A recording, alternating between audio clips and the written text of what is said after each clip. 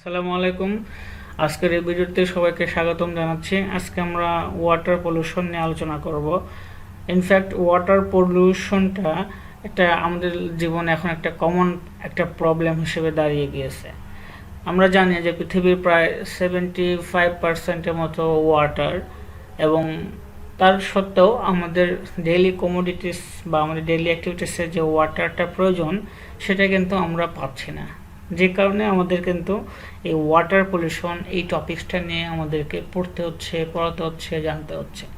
তো আজকের এই ভিডিওতে আমরা দেখার চেষ্টা করব যে আমাদের এত ওয়াটার থাকা সত্ত্বেও আমরা কেন ওয়াটারের শর্টেজে আছি, কেন আমাদের ডেইলি ইউজের জন্য যে ওয়াটারটা প্রয়োজন সেই ওয়াটারটা আমরা পাচ্ছি না, কেন আমাদের ওয়াটার সোর্সগুলো পলিউটেড হচ্ছে, এবং এর থেকে কি কি ধরনের প্রবলেম আমরা ফেস করতেছি, এবং ফাইনালি আমরা দেখার চেষ্টা করব এই প্রবলেমগুলো আমাদের ডেইলি অ্যাক্টিভিটিসে কি ইম্প্যাক্ট করতেছে এবং আমাদের হেলথ সহ আদার্স যে ইস্যুগুলো আছে এনভায়রনমেন্টাল সহ সেইগুলোতে কি ধরনের প্রভাব বিস্তার করতেছে। চলুন আমরা তাহলে শুরু করি। ফিগার থেকে আমরা কি বুঝতে পারছি? অ্যাকচুয়ালি ফিগার থেকে আমরা বুঝতে পারতেছি যে এটা একটা ওয়াটারের সোর্স, এবং সেই ওয়াটার সোর্সটা আমাদের ইউটিলাইজ করার জন্য। বাট দ্য ডিফারেন্স হলো, যে প্রবলেমটা হলো যে আমরা এখানে একটা নালার মাধ্যমে আমাদের ব্যবহৃত ওয়াটারটাকে এখানে ফেলছি। সো কী হবে, যে আমরা যখন একটা ফ্রেশ ওয়াটার সোর্স থেকে ওয়াটার কালেক্ট করতেছি নিজেদের ব্যবহারের জন্য, সেইখানে আমরা আমাদের ব্যবহার্য ওয়েস্ট ওয়াটারটাকে ফেলতেছে। সো আলটিমেটলি কী হবে, যে ভালোর সাথে খারাপ মিশে তো ভালো হবে না, ভালোর সাথে খারাপ মিশে অবশ্যই খারাপটাই হবে। সো আলটিমেটলি এটাই হচ্ছে যেটা আমাদের ওয়াটার পলিউশন করার ক্ষেত্রে সবচেয়ে গুরুত্বপূর্ণ ভূমিকা পালন করছে। এবং এইগুলো সাধারণত আমাদের অসচেতনতা, আনঅ্যাওয়ারনেস বলি, আনঅ্যাক্টিভনেস বলি, যাই বলি না কেন, এগুলো আমাদের অসচেতনতার ভিতরেই পড়ছে। সুতরাং আমাদেরকে এই বিষয়গুলোকে খেয়াল করি না বলেই কিন্তু আমাদের ওয়াটার পলিউশন ব্লা ব্লা ব্লা এইসব ধরনের কথাবার্তা কিন্তু আমাদেরকে শুনতে হচ্ছে। সো আমাদের এখান থেকে আমরা বুঝতে পারছি যে আমাদের কি হচ্ছে এবং কি করা উচিত। যদি আমরা ওয়াটার পলিউশনটাকে সংজ্ঞায়িত করতে চাই তাহলে খুবই সহজে বলতে পারবো যে যখন ফ্রেশ ওয়াটারের ভিতরে এমন কিছু বডিজ আমরা রিলিজ করি বা পাই যেটা আমাদের হিউম্যান বিংয়ের জন্য ব্যবহারের জন্য উপযোগী না, এবং এর পাশাপাশি ওই ওয়াটারে বসবাসযোগ্য যে অ্যাকোয়াটিক অ্যানিমেলসগুলো আছে বা প্ল্যান্টসগুলো আছে তাদের ইকোসিস্টেমকে হার্ম করে। যখন এইরকম ঘটনা ঘটে তখন সেই ওয়াটারটা অবশ্যই পলিউটেড, এবং এই ধরনের ওয়াটারে সাধারণত আমরা বিভিন্ন ধরনের কন্টামিনেন্টস পেয়ে থাকি, like toxic West, petroleum West, disease causing মাইক্রোঅর্গানিজমস etcetera.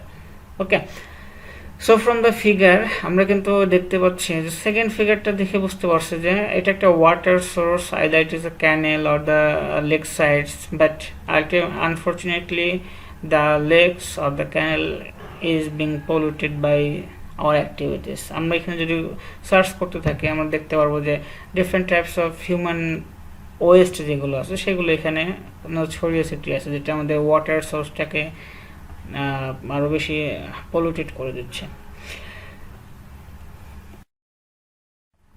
আমরা এখন different types of water pollution নিয়ে আলোচনা করব। ওয়াটার পলিউশনটাকে আমরা যদি বিভিন্ন ক্যাটাগরিতে ভাগ করে থাকি তাহলে মূলত আমরা 7টা ক্যাটাগরিতে পেয়ে থাকি। এর ভিতরে প্রথমে আমরা যদি এটাকে আমাদের সোর্স হিসেবে বেসিসে ভাগ করি তাহলে এটা ডোমেস্টিক সুয়েজ লাইন থেকে এক ধরনের পলিউশন তৈরি হয়। Then secondly agriculture, fertiliser and pesticides use থেকে এক ধরনের পলিউশন তৈরি হয়, যেটা আমাদের এগ্রিকালচার ল্যান্ডে আমরা ব্যবহার করে থাকি শস্য উৎপাদনের জন্য। অ্যান্ড দেয়ারফর ইন্ডাস্ট্রিয়াল ওয়েস্টের থেকেও কিন্তু আমাদের পলিউশন তৈরি হয়, যেটা সবচেয়ে মেজর হার্মফুল সেটাই হলো ইন্ডাস্ট্রিয়াল ওয়েস্ট। এবং এটা থেকে পরিত্রাণ পাওয়ার একমাত্র উপায় হলো ইন্ডাস্ট্রি বন্ধ করে দেওয়া অথবা ওয়াটার সোর্স থেকে দূরে ইন্ডাস্ট্রি এস্টাবলিশ করা। সো আমরা এখন দেখি যে ডোমেস্টিক সুয়েজের ভিতরে রয়েছে সাসপেন্ডেড সলিডস, স্যান্ডস, তারপরে আস্তে আস্তে ল্যান্ড ক্লে এগুলো আছে, এরপরে কলয়েড সলিডস আছে, কলয়েড সলিডস, দেন দিস জল ম্যাটেরিয়ালস। এই বিষয়গুলো সাধারণত আমাদের ডোমেস্টিক সুয়েজ লাইন থেকে আমরা পেয়ে থাকি। এর পাশাপাশি ইন্ডাস্ট্রিয়াল ওয়েস্ট থেকে আমরা কেমিক্যাল পলিউটেন্টস হিসেবে অর্গানিক কম্পাউন্ডস এবং ইনঅর্গানিক কম্পাউন্ডস হিসেবে বিভিন্ন ধরনের detergents, bio micro organisms, toxic materials like different types of chemical যেটা আমরা ওয়াশিং, ডাইং এগুলো করতে বা ইন্ডাস্ট্রিয়াল বিভিন্ন ধরনের কাজে ব্যবহার করে থাকি, সেগুলো আমরা পাই।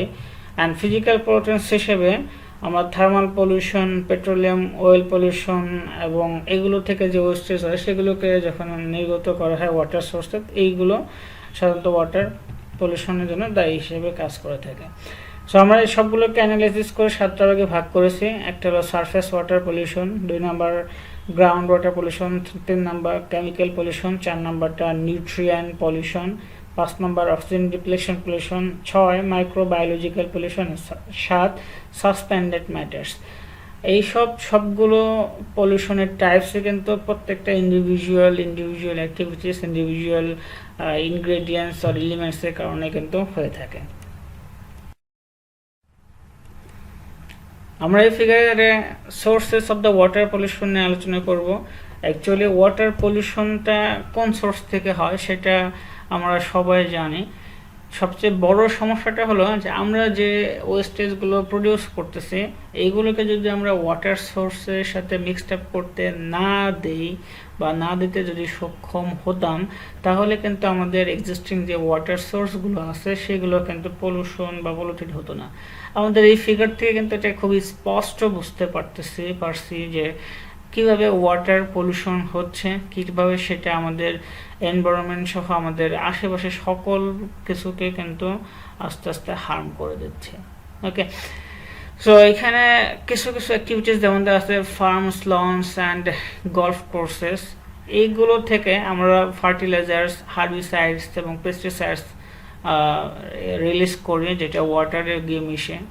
অ্যানিম্যাল যাদের অ্যানিম্যালের যে বাসস্থান যেটা আছে সেখান থেকে কিন্তু আমাদের বিভিন্ন ধরনের nutrients West and bacterial West হিসেবে এগুলো আমাদের কিন্তু এই ওয়াটার সোর্সে মিশে।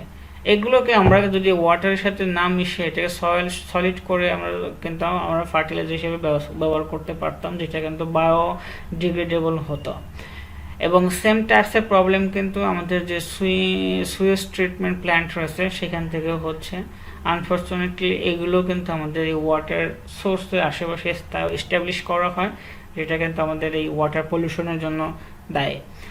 এর পাশাপাশি আমাদের যে রেসিডেন্সিয়াল বা আমাদের নেইবারহুড অ্যাক্টিভিটিস, আরবানাইজেশনের জন্য যে অ্যাক্টিভিটিসগুলো আছে সেগুলো থেকে আমাদের বিভিন্ন ধরনের ইনগ্রিডিয়েন্টস বলা যায়, যেমন অয়েল, গ্রিস, কেমিক্যালস, এগুলো কিন্তু সরাসরি আমাদের ওয়াটারের সাথে মিক্সড হচ্ছে। এটা রেন ওয়াটার হোক বা অন্যান্য যে কোনো উপায় হোক, সুইচ লাইনের মাধ্যমে হোক, এগুলো কিন্তু সবগুলো ধুয়ে মুছে গিয়ে আমাদের কারেন্ট ওয়াটার সোর্সটাকে কিন্তু ইম্প্যাক্ট করছে। আর ফ্যাক্টরিজ থেকে সাধারণত আমরা অলরেডি জানি যে কেমিক্যালস এবং ফিজিক্যাল দুটো উপাদানই বের হচ্ছে। কেমিক্যালগুলো কেমিক্যাল ট্রিটমেন্টের পরে বের হচ্ছে, আর ফিজিক্যাল উপাদানগুলো কেমিক্যাল ট্রিটমেন্ট থেকে যে ধরনের যে উপাদানগুলো ওয়েস্টেজ হিসেবে আমরা রিলিজ করি সেগুলো কিন্তু ফিজিক্যাল উপাদান হিসেবে আমাদের ওয়াটার সোর্সের সাথে মিশ্রিত হচ্ছে। এর পাশাপাশি কনস্ট্রাকশন সাইটস, ডিফরেস্টেশন, এইগুলো কিন্তু আমাদের ওয়াটার সোর্স হিসেবে, পলিউশনের সোর্স হিসেবে কাজ করে। এবং অয়েল ট্যাঙ্কার্স বা অয়েল স্পেলস, এইগুলো আমাদের ওয়াটার সোর্স পলিউশন হিসেবে কাজ করে। সো আমরা যাই করি না কেন সবগুলোই কিন্তু এনিহাও আমাদের যে বিশুদ্ধ পিউরিফাইড যে ওয়াটার সোর্সটা আছে সেটাকে কিন্তু ইম্প্যাক্ট করছে, এবং সেটাকে ইম্প্যাক্ট করার জন্যই কিন্তু আমাদের যে আদার সোর্স রয়েছে ওয়াটার ইউটিলাইজেশনের জন্য সেগুলোকে কিন্তু ইম্প্যাক্ট করছে। সো আমরা জানি যে আমাদের ডেইলি অ্যাক্টিভিটিস, ইন্ডাস্ট্রিয়াল অ্যাক্টিভিটিস, আদার সব ধরনের অ্যাক্টিভিটিস থেকে 2 ধরনের ওয়েস্টেজ আমরা রিলিজ করি যেটা ওয়াটারের সাথে মিক্সড হয়। 1 নম্বর যে ওয়েস্টটা সেটা হলো লিকুইড যে ওয়েস্টগুলো থাকে সেগুলোকে আমরা ওয়েস্ট ওয়াটার বলে থাকি, আর যেগুলো সলিড ওয়েস্ট সেগুলোকে আমরা সলিড ওয়েস্ট অথবা স্লাজ বলে থাকি। সো আমরা এই স্লাইডে ওয়েস্ট ওয়াটারের ক্যারেক্টারিস্টিক্স নিয়ে আলোচনা করব। এগুলোকে physical characteristics, chemical characteristics and biological characteristics তিনটা শ্রেণীতে ভাগ করা হয়। ফিজিক্যাল ক্যারেক্টারিস্টিক্সের ভিতরে turbidity, colour, odour, total solids and temperature এই বিষয়গুলো রয়েছে। আর কেমিক্যাল অ্যাক্টিভিটিসের ভিতরে আছে COD, BOD, TOC, phosphorus, chloride, sulphides, alkaline, TPS, heavy metals, trace elements and priority pollutants. এর মানে হলো এখানে যত ধরনের কেমিক্যালস আমরা ব্যবহার করে থাকি সেইগুলোর পার্শিয়ালি এই ওয়াটারের ভিতরে থেকে এটাকে কেমিক্যাল ওয়েস্ট ওয়াটার হিসেবে আমরা চিনতে পারতেছি। আর বায়োলজিক্যাল ক্যারেক্টারিস্টিক্সের ভিতরে আমরা biochemical oxygen demand, BOD, oxygen required for nitrification and the microbial population, এইগুলোকে আমরা বায়োলজিক্যাল ক্যারেক্টারিস্টিক্স বলতেছি।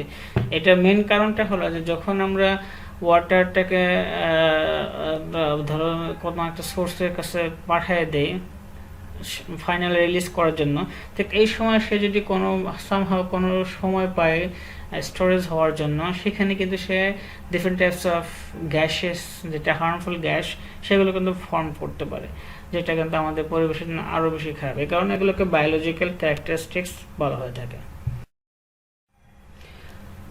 So physical characteristics of waste ওয়াটারের ভিতরে আমরা যে জিনিসগুলো পাই সেটা হলো এটা কালার। প্রথমত আমরা জানি যে একটা ফ্রেশ ওয়াটারের কালার হবে ক্লিন, যেটা আমরা যে পাত্রে ওয়াটারটা রাখি না কেন সে পাত্রে আকার ধারণ করে, কিন্তু এই ওয়েস্ট ওয়াটারটা নিজে থেকে কালার ফর্ম করে, লাইক ব্রাউন, ইয়েলোইশ, এবং অনেক ক্ষেত্রে যদি সেখানে হ্যাজার্ডসের পরিমাণ বেশি থাকে তাহলে সেটা ব্ল্যাক বা ইঙ্ক কালারও কিন্তু হয়ে যায়।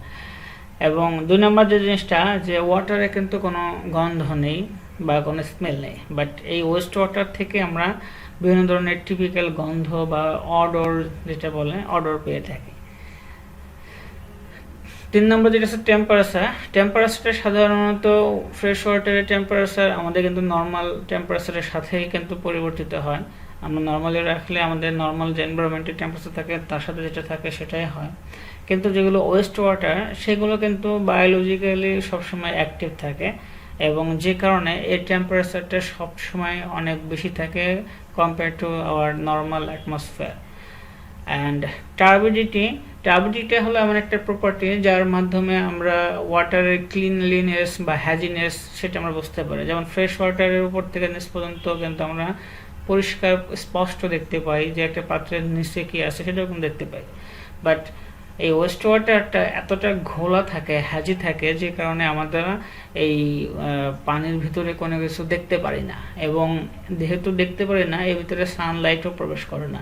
সো এই ওয়াটারটা যখন ওয়াটার সোর্সে মিশ্রিত হবে তখন সেখানে কিন্তু কোনো সানলাইট প্রবেশ করবে না, এবং সানলাইট প্রবেশ না করলে ওয়াটারে অক্সিজেন হবে না এবং ওয়াটারটা কিন্তু পলিউটেড হয়ে থাকবে, এবং আদার্স যে অ্যাক্টিভিটিসগুলো আছে সেই অ্যাক্টিভিটিসগুলো কিন্তু বাধাগ্রস্ত হবে।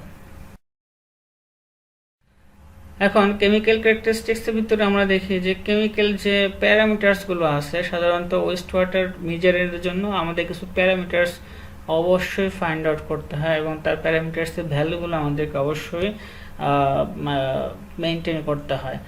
এর ভিতরে COD, TOC, DO, TDS, TSS, then turbidity, then PS, আর মেটাল কন্টেন্টস, এইসব উপাদানগুলো আমাদেরকে অবশ্যই একটা টলারেবল স্ট্যান্ডার্ড লিমিটের ভিতরে রাখতে হবে, যেটা আমাদের বাংলাদেশের গভর্নমেন্ট বাংলাদেশের জন্য সেট আপ করেছে, এবং প্রত্যেকটা দেশ তার নিজের জন্য এটা সেট আপ করে থাকে। আমরা হেভি মেটালসের ভিতরে সাধারণত mercury, arsenic, lead, zinc, cadmium, copper, nickel, chromium, silver, এই সব উপাদানগুলো পেয়ে থাকি। এই সবগুলোই কিন্তু আমাদের ওয়াটারটাকে ওয়েস্ট ওয়াটার টার্নস করার জন্য কিন্তু খুবই গুরুত্বপূর্ণ ভূমিকা পালন করে, যেটা আমাদের শরীরের জন্য খুবই harmful. Biological characteristics of the waste ওয়াটারের ভিতরে আমরা সাধারণত BOD, oil and grease, nitrogen, oxygen demand এবং microbial life in waste water, এই বিষয়গুলো নিয়ে আলোচনা করে থাকি।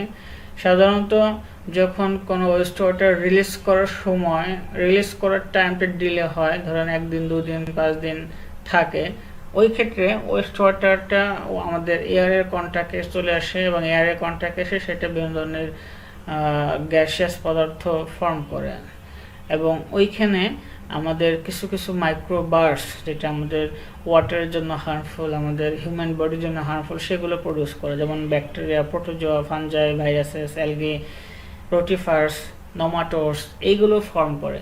এবং এইটা যখন আমাদের ক্লিন ওয়াটার সোর্সের সাথে মিক্সড আপ হয়, এরা কিন্তু আরও বেশি পরিমাণে ফর্ম হওয়ার সুযোগ পায়। এবং ওই ওয়াটারটা যদি আমরা ফুললি পিউরিফাইড করতে না পারি এবং সেটা যদি আমাদের ডেইলি অ্যাক্টিভিটিসে ইউজ করতে হয়, তাহলে আলটিমেটলি আমাদের কিন্তু এই প্রবলেমগুলো, বিভিন্ন ধরনের প্রবলেম, এইগুলো থেকে কিন্তু ছড়িয়ে পড়ে। পলিউশন আমাদের ডিফারেন্ট টাইপস অফ প্রবলেম তৈরির জন্য বস হিসেবে কাজ করে। এর ভিতরে human being, aquatic life, food chain, supply, distribution, destruction of the ecosystems এবং ইকোনমিক ইফেক্টস, এই বিষয়গুলোর জন্য এটা খুবই গুরুত্বপূর্ণ ভূমিকা পালন করে। আমরা এখানে একটা চেইনের মাধ্যমে দেখানোর চেষ্টা করছি যে হিউম্যান হেলথের সাথে আদার্স যে ইনগ্রেডিয়েন্টসগুলো রয়েছে সেটা কীভাবে একে অপরের পরিপূরক হিসেবে কাজ করে। সো পরিপূরক হিসেবে যখন কাজ করে, তার মানে হলো এইগুলো প্রত্যেকটার যে অ্যাক্টিভিটিসগুলো আছে সেই অ্যাক্টিভিটিস থেকে কিন্তু আমাদের ইম্প্যাক্টগুলো আমরা পেয়ে থাকি। যেমন হেলথের সাথে fresh water decline, biodiversity, climate change, stratospheric ozone depletion, land degradation, এসবগুলোই কিন্তু কাজ করে থাকে। এর পাশাপাশি আমরা দেখতে পাই যে এই ফিগার থেকে যে হিউম্যান বিং সে কীভাবে পলিউটেড হচ্ছে। যদিও আমাদের ওয়াটার সোর্স 70%, কিন্তু আমরা কিন্তু 3 থেকে 4%-এর বেশি ওয়াটার আমাদের ডেইলি অ্যাক্টিভিটিসের জন্য ইউজ করতে পারি না। এবং সবচেয়ে বড় যে ওয়াটার সোর্স, এটা সিতে পাওয়া যায়, সেটা কিন্তু আমরা ব্যবহার করতে পারি না। আমরা সাধারণত ground water, river water, lake water, pond water, এই কয়েকটা সোর্স ইউজ করতে পারি। তবে ড্রিঙ্কিংয়ের জন্য কিন্তু আমরা শুধুমাত্র গ্রাউন্ড ওয়াটারের উপর ডিপেন্ডেন্ট। এখন আমরা প্রত্যেকটা ইন্ডিভিজুয়াল পয়েন্টসগুলো নিয়ে একটু আলোচনা করবো যে এরা আমাদের কি পরিমাণ ইম্প্যাক্ট করতেছে। এখন আমরা প্রত্যেকটা ইন্ডিভিজুয়াল পয়েন্টস নিয়ে আলোচনা করব। যেমন হিউম্যান অ্যাক্টিভিটিসের ক্ষেত্রে বলা হয়েছে 2017 সালের একটা লেটেস্ট একটা রিপোর্টে বলা হয়েছে যে 2.1 বিলিয়ন পিপুলের সেফ ওয়াটার ড্রিঙ্কিং করার জন্য অ্যাভেলেবেল নাই। এছাড়া 2019 সালে একটা রিপোর্টে বলা হয়েছে প্রায় 785 মিলিয়ন পিপল যাদের ডেইলি প্রয়োজনীয় ড্রিঙ্কিং ওয়াটার সাপ্লাইয়ের ব্যবস্থা নাই। সো এইগুলো থেকে যে জিনিসটা হয় যে আমাদের বিভিন্ন ধরনের ওয়াটার বোর্ন যে ডিজিজগুলো, সেগুলো আমরা এফেক্টেড হই। এবং এর রিপোর্ট মতে প্রায় 120 মিলিয়ন পিপল যারা এই ওয়াটার ডিজিজ রোগে আক্রান্ত। এর ভিতরে কলেরা সবচেয়ে বেশি পরিমাণে মানুষকে সাধারণত ইফেক্ট করে থাকে। এর পাশাপাশি আরও কিছু ধরনের অ্যাক্টিভিটিস রয়েছে, যেমন তেজস্ক্রিয় অ্যাক্টিভিটিস, যেগুলো আমাদের কিন্তু এই হিউম্যান বিংস ডিস্ট্রাকশনের জন্য, ইফেক্টসের জন্য কিন্তু দায়ী হিসেবে পরিগণিত হয়। এখন যখন এই পদার্থগুলো ওয়াটারে ছড়িয়ে পড়ে, তখন কিন্তু ওয়াটারের যে উপর ডিপেন্ডেন্ট যে আদার্স যে অ্যাকোয়াটিক এইগুলো রয়েছে, জীবগুলো রয়েছে, সেগুলো কিন্তু আর নর্মালি তাদের লাইফটাকে লিড করতে পারে না, তাদের রিজেনারেশন হয় না, তারা ফটোসিনথেসিস করতে পারে না, যে কারণে কিন্তু অ্যাকোয়াটিক ডেথ এই জিনিসটা কিন্তু হয়ে থাকে। এবং দেখা যায় যে এর ফলে পানির যে কালারটা থাকার কথা, সেই কালারটা কিন্তু থাকে না। এটা আমাদের শুধুমাত্র অ্যাকোয়াটিক লাইফ বা হিউম্যান বিংকে ডিস্ট্রয় করে না, এটা আমাদের টোটাল ইকোসিস্টেমকে ডিস্ট্রয় করে দেয়। এবং ইকোসিস্টেম যখন ডিস্ট্রয় হয়, তখন কিন্তু আমাদের বিভিন্ন ধরনের প্রবলেমের ভিতর দিয়ে আমাদেরকে পাস করতে হয়। এবং এটা আমাদের ইকোনমিক এবং ফুড সাপ্লাই ক্ষেত্রে একটা গুরুত্বপূর্ণ নেগেটিভ একটা প্রভাব ফেলে। কারণ আমরা যখন ফ্রেশ কোনো কিছু পাচ্ছি না ওয়াটার থেকে, সো সেখান থেকে কিন্তু আমরা ভালো কিছু আশা করি না, বা আশা করা যুক্তিযুক্তও না। সুতরাং আমাদের এই প্রবলেমগুলো নিয়ে আমাদেরকে আরও বেশি সতর্ক হতে হবে। আর যদি আমাদের হিউম্যান বিংয়ের সাথে আমরা কথা বলি যে এটা আসলে আমাদের হিউম্যান বিংকে কীভাবে ইম্প্যাক্ট করে, তাহলে দেখতে পারবেন যে আমাদের যে রেসপিরেটরি সিস্টেমগুলো আছে, আমাদের যে লাংস, লিভার আছে, সবগুলোই কিন্তু এই ওয়াটার বোর্ন ডিজিজের মাধ্যমে কিন্তু আক্রান্ত হচ্ছে। এর পাশাপাশি আমাদের যে স্কিন প্রবলেমগুলো আছে, স্কিনের যে রোগগুলো আছে, সেগুলো কিন্তু আমাদের এই ওয়াটার বোর্নের কারণে হয়ে থাকে।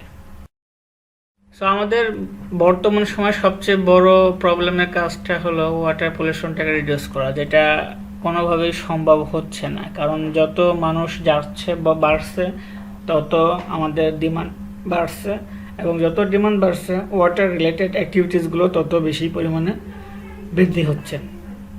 সো এই কারণে ওয়াটার পলিউশনটাকে জাস্ট আমরা যে জিনিসটা করতে পারি, কোনো রকমভাবে মিটিগেট করতে পারি, মিনিমাইজ করতে পারি, এবং যখন এগুলো করব তখন এই প্রবলেমটা রিডিউস করা সম্ভব, বাট কন্ট্রোল করা সম্ভব না, অথবা একবারে রিমুভ করা সম্ভব না।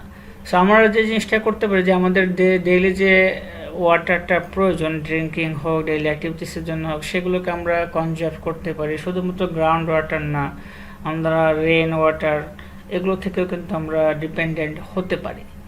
এর পাশাপাশি আমাদের যে ইন্ডাস্ট্রিয়াল অ্যাক্টিভিটিসগুলো আছে, সেখানে আমাদের ওয়াটারের একটা পলিসি অবশ্যই আছে, সেটাকে ইমপ্লিমেন্ট করতে পারি, এবং সেইখান থেকে আমাদের যে পরিমাণে ওয়েস্ট ওয়াটার বা সলিড ওয়েস্ট যেগুলো নির্গত হচ্ছে এবং ওয়াটারের সাথে মিক্সড হয়ে ওয়াটার সোর্সটাকে পলিউট করতেছে, সেগুলোকে কিন্তু আমরা কিন্তু খুব সহজেই আয়ত্তে আনতে পারি, কন্ট্রোল করতে পারি, এবং তার জন্য বিভিন্ন ধরনের ফাইন, জরিমানা বা যাই বলে এগুলো কিন্তু আমরা করে সেগুলোকে কন্ট্রোল করার চেষ্টা করতে পারি। এতে কিন্তু আমাদের অনেকটাই ওয়াটার পলিউশন কিন্তু মিনিমাইজ হতে পারে। দেন ইনোভেটিভ ডিসেন্ট্রালাইজেশন করতে পারি, যেমন ওয়াটার বিভিন্ন টেকনোলজিগুলোকে আমরা কীভাবে ব্যবহার করতে পারি সেটা আমরা করতে পারি। যেমন আমাদের বঙ্গোপসাগর থেকে যখন ঝড় জলোচ্ছ্বাস হয়, সেটা আমাদের সারাউন্ডিং অ্যাটমসফিয়ারকে এবং আশেপাশের লোকালিটিকে কিন্তু ডিস্ট্রয় করে, ড্যামেজ করে। সো আমরা এগুলোর থেকে কীভাবে নিজেদেরকে প্রোটেকশন দিতে পারি, সেই ওয়াটারগুলোকে কীভাবে আমরা ইউটিলাইজ করতে পারি, তার একটা টেকনোলজি বা সিস্টেম আমরা করতে পারি। বর্তমানে বাংলাদেশের একটা বদ্বীপ পরিকল্পনা রয়েছে, যে পরিকল্পনাটা আংশিকভাবে 2030 সালের মধ্যে বাস্তবায়িত হবে, এবং এর মধ্যে প্রায় 3 লক্ষ কোটি টাকা এখানে ইনভেস্টমেন্ট করা হবে এই সময়ের ভিতরে। সো এটা করা হলে যেটা হবে যে ওয়াটার একটা প্রপার ইউটিলাইজেশন করা সম্ভব হবে, এবং আশেপাশের লোকালিটিও কিন্তু ডেভেলপ হবে। এবং সবশেষ যেটা, যে ওয়াটার রিজেনারেশন টেকনোলজিস যেগুলো আছে, সেই টেকনোলজিসগুলোকে আমরা 100% ডেভেলপ করতে হবে, আরও ভালো ডেভেলপ করতে হবে, এবং সেগুলোকে 100%লি ইমপ্লিমেন্ট করতে হবে। তখনই আমরা আমাদের এই ওয়াটার পলিউশনটাকে রিডিউস বা কোনোরকমভাবে কন্ট্রোল করতে পারি। So how to reduce the water pollution? There are different ways to reduce the water pollution. আমাদের এখানে বিভিন্ন ধরনের ওয়াটার পলিউশন রিডিউস করার উপায় সম্পর্কে আলোচনা করেছে, খুবই সুন্দর একটা ডিজাইনের মাধ্যমে এখানে দেখানো হয়েছে। সো প্রথমে যে জিনিসটা আমাদের আসবে সেটা হলো আমাদের ওয়াটারটাকে রিসাইকেল, রিউজ করার চেষ্টা করতে হবে। দেন এই থেকে যে ধরনের আমরা বর্জ্য পদার্থ পাই, সেগুলোকে অবশ্যই একটা সেফ জোনে নিউট্রালাইজ করে আমাদেরকে ডাম্পিং করতে হবে। আমাদের যে ভেহিকলগুলো আমরা ইউজ করে থাকি, সেই ভেহিকলগুলোর বিভিন্ন ধরনের লিকুইড ওয়েস্টগুলোকে আমাদের ওয়াটারের সাথে মিক্সড আপ হতে দেওয়া যাবে না। আমরা আমাদের কৃষিক্ষেত্রে যে ধরনের ফার্টিলাইজার্স, কেমিক্যালস, পেস্টিসাইডস ইউজ করে থাকি, সেগুলো অবশ্যই ওয়াটার সোর্সের সাথে মিক্সড হওয়ার কোনো সুযোগ রাখা যাবে না। আমাদের হাউস হোল্ড যে অ্যাক্টিভিটিসগুলো আছে, সেই হাউস হোল্ড অ্যাক্টিভিটিস থেকে যে ওয়াটারটা রিডিউস হয় সুইচ লাইনে, সেইটা পরিমাণটাকে অবশ্যই আমাদেরকে কমাতে হবে, এবং সেটার ট্রিটমেন্ট পলিসিটাকে আরও ডেভেলপ করতে হবে। এর পাশাপাশি আমরা আমাদের যে ক্লিনিং যে এটা আছে, ক্লিনিংয়ের যে বিহেভিয়ারটা আছে, সেই ক্লিনিং বিহেভিয়ারটা ফলো করতে হবে, এবং সবসময় চেষ্টা করতে হবে যে ওয়াটার সোর্স থেকে যেন দূরে কোথাও আমাদের পলিউটেন্সগুলো বা ওয়েস্টগুলোকে ডাম্পিং করে। তাহলে যেটা হবে যে নর্মাল ওয়াটার সোর্সটাকে তারা কখনোই ইম্প্যাক্ট করবে না, এবং নর্মাল ওয়াটার সোর্সটাকে ইম্প্যাক্ট না করলে তখন আমাদের এই ওয়াটারটা অবশ্যই সেফ থাকবে আমাদের জন্য। এই স্লাইডে আমরা ওয়াটার সোর্স নিয়ে আলোচনা করেছি, যেটা টেক্সটাইল বেসড। আমাদের টেক্সটাইলে সাধারণত ওয়েট প্রসেসিং যে ডিপার্টমেন্টগুলো আছে এবং তার আন্ডারে যে সাবসেকশনগুলো আছে, সেখানে আমাদের ম্যাসিভ পরিমাণে ওয়াটার ইউজ করা হয় এবং সেখানে ওয়াটারের পাশাপাশি unlimited number of chemicals, dies এগুলো ব্যবহার করা হয়, যেটা সরাসরি কিন্তু সম্পূর্ণ অংশ কিন্তু আমাদের ফ্যাব্রিক অ্যাবজর্ব করতে পারে না, যেটা কিছু সাবসিডিয়ারি হিসেবে ওয়েস্ট ওয়াটারের ভিতরে থেকে যায়। সুতরাং যখন আমরা টেক্সটাইলে প্রসেসিং করে থাকি, সাধারণত সেখান থেকে সলিড এবং লিকুইড দুইটা ওয়েস্টই বের হয় এবং ইটিপি ট্রিটমেন্টের মাধ্যমে সেগুলোকে সাধারণত নিউট্রালাইজ করা হয়। সো আমরা তো দেখে থাকি যে ডিসাইজিং, স্কাউরিং, ব্লিচিং, মার্সারাইজেশন, ডাইং, প্রিন্টিং, ফিনিশিং, এই সবগুলো ডিপার্টমেন্টে কিন্তু আমাদের হিউজ লেভেলের আমাদের কেমিক্যালস ব্যবহার করা হচ্ছে। তার একটা লিস্ট আমরা এখানে পাচ্ছি এবং এখান থেকে সাধারণত বিভিন্ন ধরনের সোর্সেস অফ দ্য ইফ্লুয়েন্ট আমরা পাচ্ছি। এর ভিতরে physical source, chemical source, biological যে ওয়েস্ট ওয়াটার ক্যারেক্টারিস্টিক্স আছে, সবগুলোই কিন্তু আমরা এই কয়েকটা ডিপার্টমেন্টের সাব ডিপার্টমেন্টের অ্যাক্টিভিটিস থেকে পেয়ে থাকি। সো আমাদের যে জিনিসটা এখানে আরও মনে রাখতে হবে, এইখানে সাধারণত ওয়াটারের পিএইচ একটা গুরুত্বপূর্ণ ভূমিকা পালন করে থাকে। সাধারণত আমরা জানি যে বিশুদ্ধ ওয়াটারের পিএইচ 7 হয়, মাটির পিএইচ সাধারণত 4 থেকে 5 থাকে। সো আমাদের যে বিষয়টা করতে হবে যে আমাদের এই পিএইচ লেভেলটাকে অ্যাকচুয়ালি এই ওয়াটার এবং সয়েলের পিএইচ লেভেলের সমপরিমাণ নিয়ে আসতে হবে। তাতে যেটা হবে যে এটা যদি ওই ওয়াটারের সাথে বা ওই সয়েলের সাথে মিক্সড আপ হয়, তাহলে সয়েলের পিএইচের সাথে এটা পিএইচটা মিলে যাবে এবং সয়েল বা ওয়াটার তখন ন্যাচারাল ফিল্টার হিসেবে এইগুলোকে ফিল্টার করতে পারবে এবং এর জন্য অবশ্যই আমাদেরকে ইটিপি ট্রিটমেন্ট করতে হবে। তো আমাদের টেক্সটাইল ওয়েস্টওয়াটার ট্রিটমেন্টের জন্য সাধারণত আমাদের ইটিপি ট্রিটমেন্টের সবচেয়ে গুরুত্বপূর্ণ ভূমিকা পালন করে থাকে। এর মাধ্যমে আমরা প্রাইমারি, সেকেন্ডারি এবং টারশিয়ারি 3টা স্টেপে সব ধরনের ট্রিটমেন্ট করতে পারি এবং ওয়েস্ট ওয়াটার থেকে আমরা সলিড যে ওয়েস্ট আছে সেটাকে আমরা টোটালি সেপারেট করতে পারি। সেপারেট করার পরে আমরা ওয়েস্ট ওয়াটারটাকে আলাদাভাবে ড্রেন আউট করি এবং সলিড যে ওয়েস্ট বা স্লাজ রয়েছে সেগুলোকে কিন্তু আমরা আলাদাভাবে ডাম্পিং করতে পারি। এই সবগুলো করার জন্য আমাদেরকে বিশেষ ট্রেনিং দরকার হয় এবং এখানে একজন ডেডিকেটেড পার্সনের আন্ডারে কিছু ডেডিকেটেড লোককে অ্যাপয়েন্ট করতে হয়, যারা বিভিন্ন টেকনোলজি অ্যাপ্লাই করার মাধ্যমে এইগুলো কাজগুলো করে থাকে। কিন্তু আনফর্চুনেটলি যেটা হয় যে আমাদের দেশ না, শুধু যে কোনো জায়গায় টেক্সটাইল ইন্ডাস্ট্রিতে সাধারণত এই কাজগুলো প্রপারলি হয় না, যে কারণে টেক্সটাইল ইন্ডাস্ট্রির আশেপাশে এরিয়ার যদি কোনো ওয়াটার সোর্স থাকে সেটা সবসময় পলিউটেডই দেখা যায়। সো আজকে এখানে শেষ করছি। ধন্যবাদ সবাইকে।